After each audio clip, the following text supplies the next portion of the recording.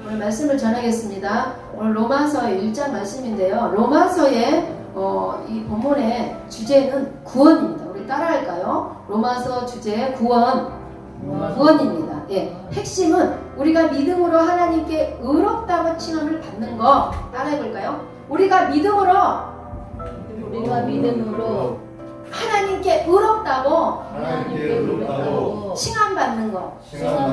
그리고 구원을 받으려면 믿음으로 우리가 의롭다고 칭함을 받아야 되겠죠. 그래서 오늘 성경 말씀을 보면은 이 모든 성경의 말씀을 보석이라고 쳤을 때 로마서 말씀은 다이아몬드라고 치는 거예요. 그 정도로 복음의 진수, 복음의 진짜 말씀이 여기 들어있다는 거예요. 그래서 이 로마서에는 복음은 무엇인가? 복음은 어떻게 받는가? 그러면 복음을 받아들여서 그리스도에 되면 우리는 어떻게 성화를 이루는가? 어떻게 성화를 이루어서 믿음의 단계까지 가는가? 그러면 이 성화에 가려면 우리는 어떻게 이 삶을 우리가 살아야 되는가? 그리스도의 삶, 그런 것들이 나와 있습니다. 우리가 예수를 믿는다고 교회를 나와서 영접을 받고 세례를 받고 직분을 받고 충성 봉사하고 빠른 예배를 드려도 믿음이 잘 생기지 않아요. 쓰러지고 넘어지고 쓰러지고 넘어지고, 또 특별히 중요한 거는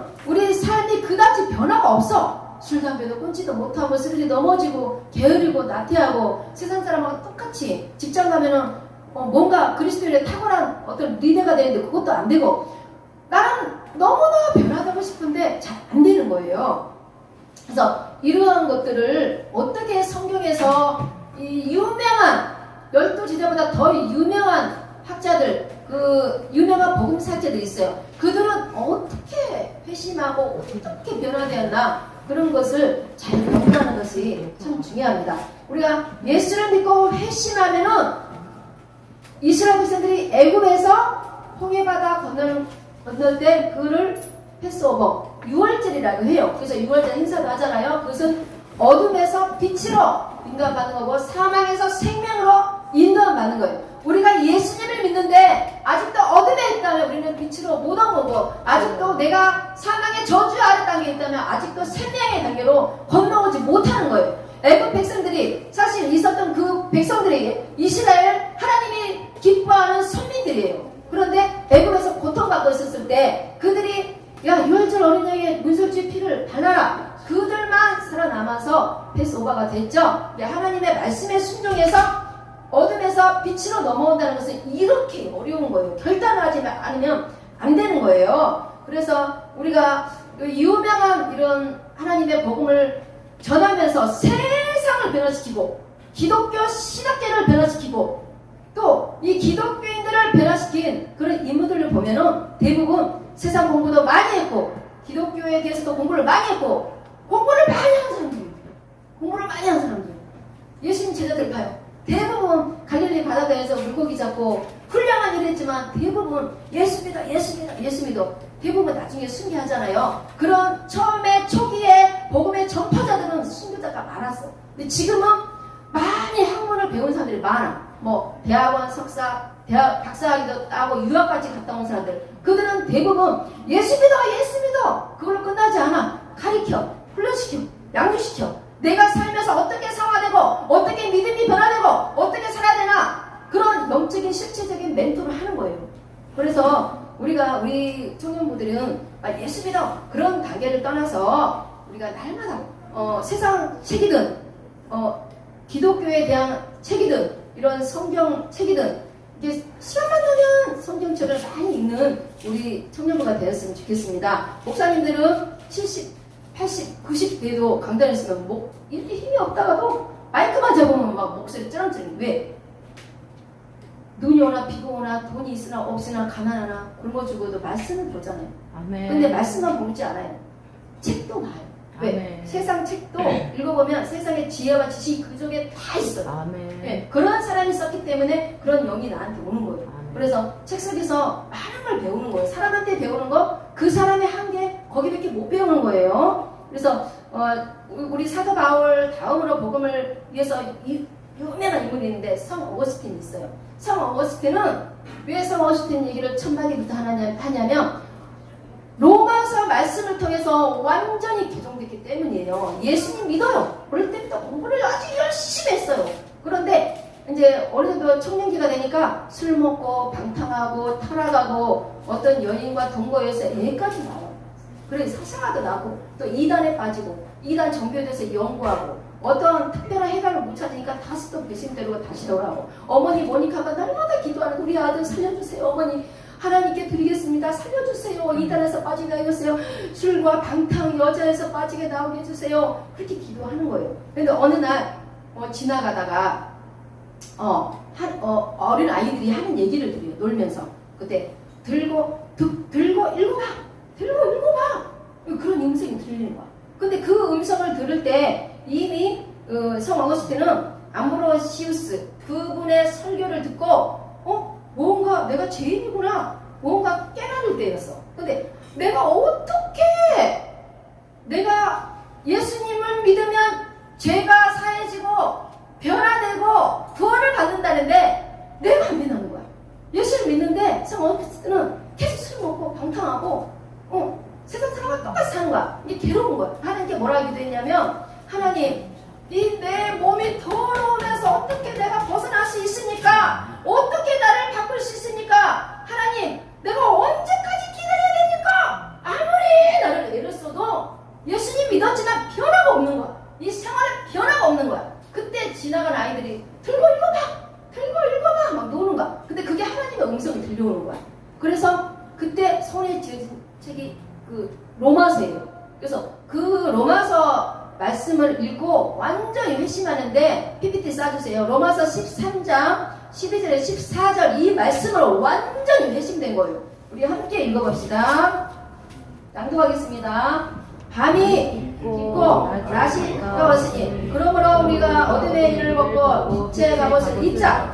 낮에와 같이 단정히 행하고 방탕하거나 실취하지 말며 음란하거나 호색하지 말며 다투거나 시기하지 말고 오직 주 예수 그리스도로 옷 입고 정욕을 위하여 육신의 일을 도모하지 말라. 이 말씀으로 완전히 개종된 거예요. 내가 예수를 믿었는데 내가 어둠에 있었구나. 빛의 갑옷을 못 입었구나.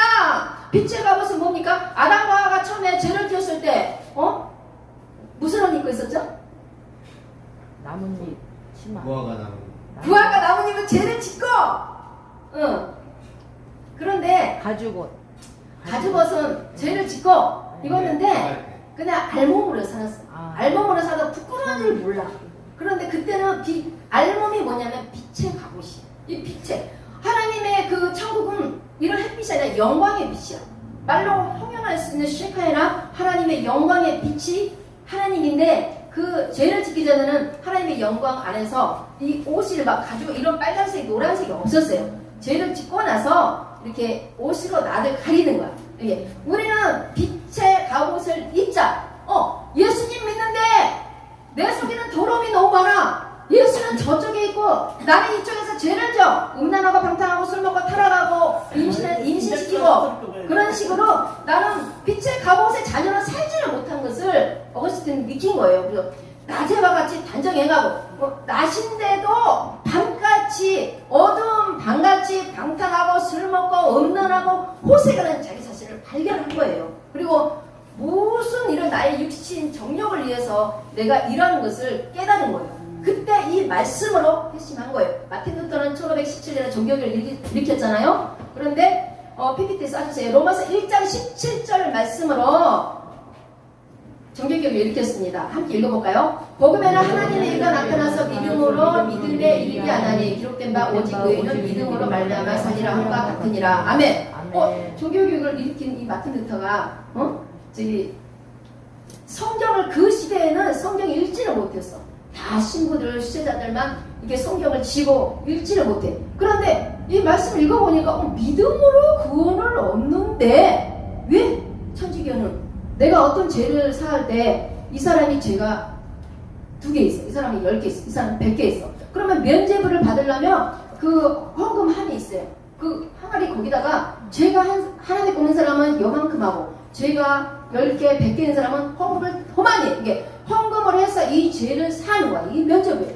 그런 거 여러 가지를 보고서 95개 조항을 완전히 바꿔가지고 종교 개혁을 일으켜서 그래서 기독교가 탄생됐고, 그리고 모든 사람이 이 성경을 번역해서 이 성경을 우리가 읽을 수 있도록, 이게 그때만 해도 신앙이 기독교이지만 타락한 거예요. 성경을 분석하지 못하고 연구하지 못하고 그들이 리더다 지도자들이 분석한 대로 선포하기 때문에 밑에 사람들이 성경을 분석할 수가 없는 거예요. 각각 성경 읽고 성령님이 나를 변화시키고 제 가운데 빠져있는 나를 구원할 수 있는 그러한 길이 없었던 거예요. 그리고 웨슬리 같은 경우는 미국과 영국의 감리교를 장시했던 그런 분이에요. 그분은 마틴 루터 좀 전에 얘기했잖아요. 그분의 그 서론 부분, 그분이 이 종교개혁을 일으켰던 이런 분들을 주석을 낭독하면서 회심이 일어난 거야. 구원은 이렇게 일어나는구나. 믿음으로 일어나는구나. 그 믿음으로 구원을 받는 거다. 우리는 구원을 받기 위해서 예수님 믿지만 무슨 행동 모든 것은 선한 일을 해서 구원을 받으려고 노력했는데 말씀을 보니까 믿음으로 구원을 받는구나. 그래서 초점을 믿음으로 구원을 얻으려면 우리 믿음의 단계까지 가기까지 성화의 단계가 필요한 거예요. 내가 변화되어야 되는 거예요. 그러면 내 삶 속에서 내가 주님의 성결의 영이요. 성결의 영은 예수 그리스도는 어떻게 태어났었냐면 동정녀 마리아 이 성결의 영을 통해서 이렇게 나왔기 때문에 성결의 영으로 우리에게 오신 거예요. 그래 인성으로 오신 거. 인성은 다윗의 계보. 마리아가 사람이잖아요. 사람의 배에서 나온 거예요. 임신은 성령으로 됐지만, 이게 인성으로도 오시고 신성으로도 오신 거. 이 인성과 신성으로 오신 예수 그리스도의 영이 우리 안에 들어오는 거예요. 그러면 우리는 성결의 영이 들어왔으면 우리가 뭐가 되겠어요? 봐봐요. 돼지 새끼를 낳았어. 그럼 뭐라 그래요? 돼지예요. 강아지가 강아지 새끼 낳았어. 강아지예요. 우리 성결의 영으로 우리를 낳았으면 우리가 태어났어. 우리가 예수 믿어. 그 우리도 성결의 영을 가진 예수 그리스도 하나님하고 똑같은 거야. 하나님의 자녀. 하나님이 우리 똑같은 하나님이에요. 예. 그거를 자부심을 가지고 하나님의 신성하고 거룩하고 이런 분인데 우리 성화돼야 되겠다. 내가 단 한 가지라도 깨달으면 단 한 가지라도 실천을 해야 돼. 실천하지 않으면 아무 소용이 없는 거야. 그래서 존 웨슬리 같은 경우는 많은 사람들한테 믿음의 길을 가려면 믿음으로 구원을 받는데 성화가 되어라. 이 성화되고 그리스도인이 어떻게 살아야 되는지 이 믿음의 삶에 대해서 초점을 맞췄던 거예요. 그래서 설교를 많이 준비했는데 많이 줄일게요. 5분 만에 금방 끝낼게요. 예, 복음이 뭘까요? 말씀해 보세요. 복음이 뭘까? 쉽게 간단하게 말하면 우리 복음 전하자. 오늘 복음 전하는 날이야. 그런데 어떤 게 복음일까? 구원. 예수 그리스도 구원받는 거. 하나님의 말씀을 전하는. 아니 하나님 말씀이 전하는데 어떻게 그 사람 복음일까? 구원을 시키는. 이제 복음이라고 간단하게 두 줄로 요약하자면 하나님의 아들 독생자 예수 그리스도를 우리 이 땅에 인성으로 보내시고, 인성은 사람이야. 인간의 형상이 있고 사람으로 보낸 거요. 막 신으로 온 게 아니라 인간으로 보내셔서 우리의 죄를 사해 주시고 다시 부활하셔서 우리의 주가 되시고 그리스도가 된 것을 우리가 전하는 것을 복음이라고 하는 거예요. 봐봐요. 다른 분들은 부활이 안 됐어. 가장 중요한 건 부활이에요. 부활을 통해서 이분이 성결의 영으로 오셨구나. 이걸 알 수 있는 거예요. 그래서 막 너희들 나를 믿으면 구원을 받는다. 그거는 누구나 말할 수 있어. 부활하셔서 보니까 우리 주님이시네? 그리스도시네? 그리스도는 기름 부어 받은 자 메시아 구세주예요. 저분을 믿으면 내가 구원을 받겠네? 그러는 거. 그러면 우리의 주는 뭐예요? 한문으로 주인이라는 뜻이야. 그러니까 예수 그리스도가 내 주인이 되면 내 주인이 나를 인생을 끌고 가고 통치해야 되는 거야. 아멘. 무엇을 하든 어디를 가든 뭔 사업을 하든 어디 가든 교회도 마찬가지고 주님이 나를 이끌어야 여기까지 오는 거예요. 주님이 나를 인도하셔야 돼.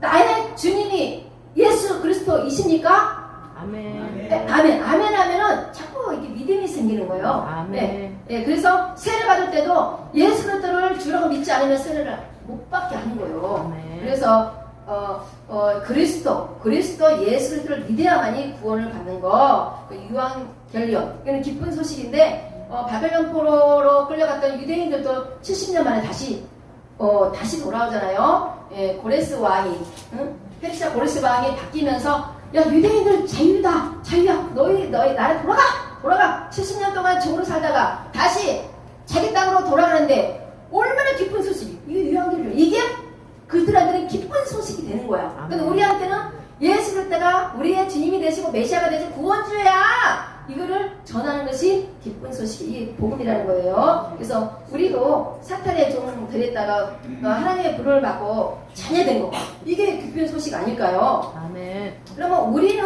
사도 바울이 나는 보면은 1절에서 예수 그리스도 종이다. 하나님의 복음을 위해 나는 택정함을 받았다. 뭐를 위해 택정을 받았다고? 복음을 위해 택정함을 받았다. 나는 예수 그리스도의 종이다. 그러는 거예요. 종은 뭐예요? 출애굽기 21장 보면은 모세 법이 나오는데 어떤 종이 그 주인의 집에서 일하는데 6년 동안 일하다가 7년째 되면 안식년이야. 그럼 1년 동안 쉬어야 돼. 근데 주인이 주인님 난 주인이 좋아요. 나 1년 동안 안식 여기 있을게요. 그러면 주인이 어떻게 하냐면 이 송곳으로 귀에 뚫어가지고 영원한 표를 주는 거야. 너는 우리 집에 영원한 종이야. 그때부터 종으로 앉혀. 양자로 쳐. 내 자식으로 같이 밥 먹고 같이 이렇게 나누고 같이 자고 내 자녀가 되는 거야. 이렇게 종의 법도 6년은 주인한테 충성하는 거야. 그러니까 우리도 주님의 자녀가 될 때 주님이 큰 우리 자녀야 막 축복하고 막 그렇게 할 것 같아요? 쉽지가 않아요. 주님께 매여서 주님의 자녀로 주님의 종으로 내가 완전히 매여서 살아갈 때 그래 너 내 아들이야 내 딸이야 하고 마음껏 주는 거야. 내가 어떤 기도원에 갔는데 촬영하러 갔는데 돈이 많이 여자 원장님이야. 근데 운전해주는 신임 비서가 있어. 따님이세요? 그랬더니 30년 동안 우리 교회에서 섬기고 자기를 보필해주는 여자래. 그런데 이 원장님이 나이가 많은데 이 통장 이런 거를 모든 인간 통장을 다 이분한테 맡겨요. 그게 얘는 내 딸이나 마찬가지예요. 그러더라고. 그런 것처럼 하나님은 우리를 자녀로 삼으실 때 이 사람도 이 종을 믿고 신뢰할 때 야 너 종 아니야 내 아들이야 막 통장 맡기고 미국에 빌딩 있는 사람이 갔을 때 그 통장을 인감을 다 맡겨서 저 아는 사람도 말단 직원이었는데 그 장로님 미국 갔는데 통장 인감을 다 가지고 있으면서 그 세에 넣고 그것도 다 해요. 근데 그 정도를 믿는 거죠. 그리고 나는 사도다 이렇게 했는데 사도행전 보면은 사도는 뭐예요? 12 제자가 사도인데 12 제자 외에 사도 바울은 사도라고 부르는 거야. 바나바도 사도라고 부르는 거야. 그럼 뭐예요? 밤에서 도상에서 막 예수님 믿는 자를 핍박하고 찔러 죽이고 그러는데 강한 빛이 임해가지고 예수 그리스도를 만나잖아. 너 사고라 너 나를 왜 핍박하느냐 누구십니까? 나는 예수다 막 그러잖아요. 이게 나는 직접 경험한 거야. 그 시대에 갈릴리 바닷가에서 없었지만 나는 성령으로 경험한 거야. 직접 만난 거야. 나는 사도다. 그래서 사도권을 엄청 주장했잖아요. 많은 사람들이 인정 안 했지만 사도 바울이 12 제자보다 더 큰 일이라는 거. 로마를 정복하고 온 세계가 복음의 확산대로 한 인물이 사도 바울이에요. 그래서 우리는 뭐예요? 사도 바울도 12 제자 아니에요. 우리는 사도라는 뜻은 전파자, 전하는 자, 대사. 우리는 복음을 전하는 자, 하나님을 전하는 자, 가르치는 자. 그러니까 우리도 사도라는 거죠. 자부심을 가지기 바랍니다. 목사가, 전도사가 사도 아니에요. 어떤 유명한 조용기 목사님 같이 막 세계를 누비고 다니는 그런 사람만 사도 아니라는 거죠. 하나님의 복음을 위해서 택정함을 받아서 내가 부름 받았냐? 나는 누구인가? 나는 어떻게 하나님을 이렇게 오게 해서 하나님이 왜 나를 부르셨나? 왜 생명을 안 걷어가고 나를 이토록 쓰시는가? 내가 무엇을 해야 되는가? 나는 누구인가? 여기에 초점을 맞춰보시기 바랍니다. 그것이 미션인데 하나님이 나에게 주시는 미션이 뭔가? 그러면 내가 뭘 해야 되지? 그러면 너 세계 사마리아 땅끝까지 돌아다니면서 복음내다. 그러면 지금 당장 될까요? 아주 작은 것부터 순종하는 거예요. 아주 작은 것부터. 내가 있는 자리가 여기다. 여기서 순종하고 내가 있는 직장에서 순종하고 이러다 보면 이제 성장하면서 믿음에 장성하면 내가 너를 보내도 되겠구나. 그러면 막 외국에도 보내고 어디도 보내고 막 사업도 보내고 하나님 나는 사업하면서 사업가로 성공하고 싶습니다. 그러면서 막 교회도 세우고 그러고 싶습니다. 막 시골도 돕고 이런 교회도 세우고 그러고 싶습니다. 그러면 이 사명 미션이 뚫었을 때 하나님의 영이 강히 임해가지고 나를 통치하고 밀고 가는 거예요. 아멘. 그래서 오늘은 이제 많이 준비했지만 여기서 마치겠습니다. 그래서 나는 누구인가? 진정한 제자. 진정한 사도, 진정한 선파사, 전파사, 선교사, 전도사, 우리 모두는 그런 직분을 받지 않았지만 그런 직분에 해당하는 사명자들이에요. 아멘. 아시겠죠? 네. 우리 요한복음 19장 30절 보면은 예수님이 십자가 달려 올라가요. 그 육이 죽는 거예요. 육이 죽는 거. 왜? 영이 이루는 것. 요한계시록 21장 6절 보면은 백보자 심판대가 나오는데 그거는 내 영이 이루는 거야. 그러니까 육이 죽고 영이 이루기까지 이 성화의 단계가 그렇게 길다는 거죠. 기도하겠습니다. 하나님, 우리의 정욕을 죽이고 육으로 우리가 사는 것이 아니라 영으로 살기 위해서 연단과 고난이 와도 우리가 우리 자신을 주님께 기도하고 맡길 수 있는 주님의 자녀로 살기 원합니다. 주님이 우리를 왜 부르셨는지, 나는 누구인지 우리의 정체성을 파악하고 잘 알고 우리가 주님의 사명, 이 미션을 잘 감당할 수 있는 그런 그리스도인을 살 수 있도록 인도해 주시옵소서. 믿음이 갈팡갈팡하고 내 자신이 갈팡갈팡하고 내 인생이 갈팡갈팡하는 그런 삶을 우리가 살지라도 주님 그럴 때마다 우리를 말씀으로 붙잡아 주시옵소서. 성령의 능력으로 붙잡아 주시옵소서. 말씀으로 우리를 인도하시고 가르치고 홍보해 주셔서 우리가 잘못하고 있다면 책찍질해 주시고 우리가 또 무언가 하나님의 사명을 찾아 갈구함이 있다면 하나님의 사랑을 찾아 갈구함이 있다면 하나님께서 응답하여 주셔서 하나님의 부르심 따라 우리가 사명 감당하며 살 수 있도록 인도해 주시옵소서. 감사드리며 우리 주 예수 그리스도 이름으로 기도드렸습니다. 아멘.